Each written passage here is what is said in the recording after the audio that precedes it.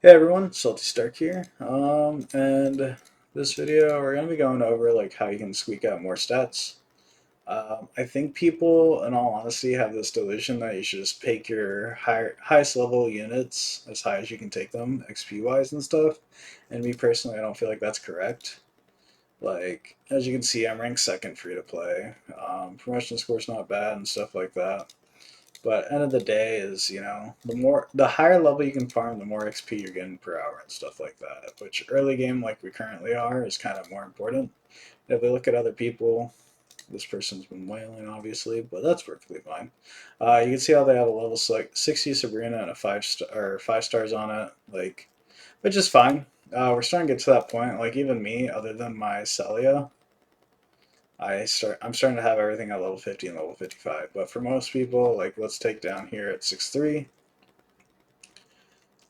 They have most things at level 50, but they're, lacking behind currently due to the fact that, they don't have the stats they need. And the reason for that is because they're focusing on primarily just leveling up their units, which isn't necessarily a bad thing. It does have its benefits. Like, if we look at like Dragon's Nest I feel like is more important if you have one to two units that are higher level. Arena and Arena and like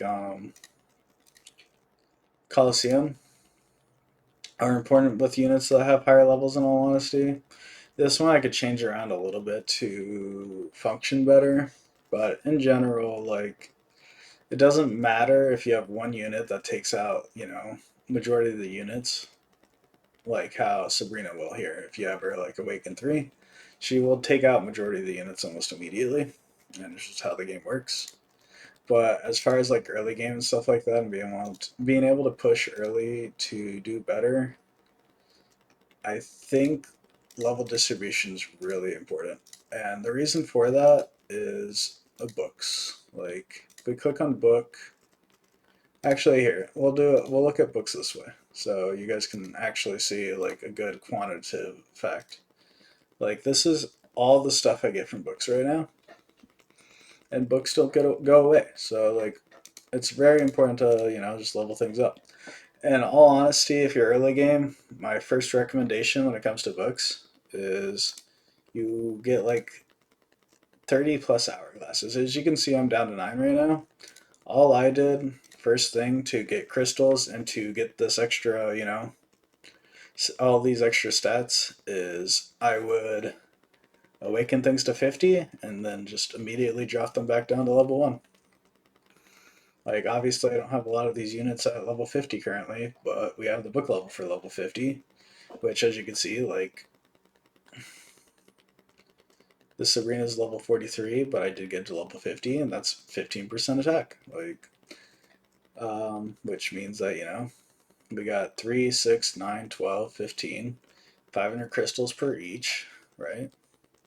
Yeah, so it's 500 crystals per each, and that's, just on this one unit, that's 1,500 extra crystals. So if you do that to all of your 5 stars, you just get a lot more stats and you get a lot more crystals to summon with.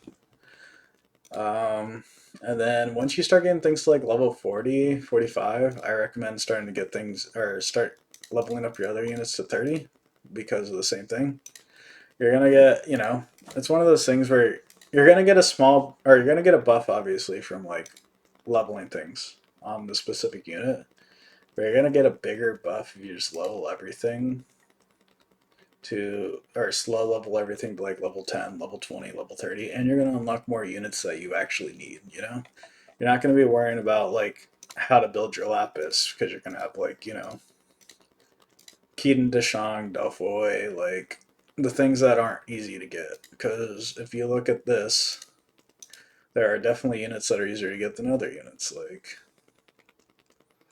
this is a bad one. Here, let's go down a couple levels.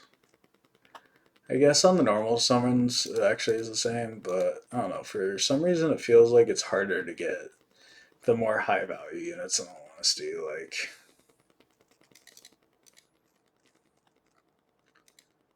let's see. So, level 4. I guess they all have the same drop rate. I swear it's different, but in general, There's high value units you need to get, and it's hard to, the game does not like to give high value units. Just how the game works. Like, a Lapis and, a Cassandra are not weighed the same, so it's better just to have more chance of getting that Cassandra. Or, even let's take something that's not on banner right now. Galleon and Delphoi are not weighed the same. Like, it's just so like we have a 2-star Galleon, we have 0 Delphois. It's just how the game works. You want more chances to get the units you want. So doing it that way, you just get more crystals and you get more stats, and it goes to all your units. Therefore, it's a lot better overall, I think. Critters. Fun fact about critters: I don't think really many people have discussed this about critters, but it really does not matter what level your critters are. They or which critter you have deployed or anything like that. From what I've noticed, it all just comes down to leveling them up. This is all my stats from critters right now. If I change the deploy, the stats do not change in the slightest. So it's very important to just start or slowly level your critters. You do want to level things in accordance with your Sky Patrol. As you can see here, I now have everything for Sky Patrol. Value wise, I think this is probably like the most important thing early, and then the 2 magic orbs, and then either this or the scrolls, I think. Just because like gold and XP does not give a lot when it's only 2 hours, whereas this and like the extra chances of pull per stats is just a lot better overall. So there is that. For this, I just kind of been evenly distributing, so that's why we did that there. But overall, that's like the easiest way early game to get early stats as well as crystals to be able to summon more to get more early stats and everything else. So thank you guys for watching. I hope you have a good one.